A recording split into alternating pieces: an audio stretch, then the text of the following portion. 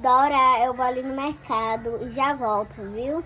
Fica bem aí no lugar pra você ficar com sua babá, que daqui a pouco eu já volto pra você ir pra escola, porque aqui não tem aquelas folhas aqui em casa, só tem um ovo pra fazer, tá bom? Pera que eu já volto.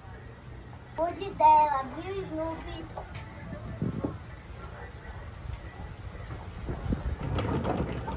Lá pra cozinha pra mim fazer um almoço.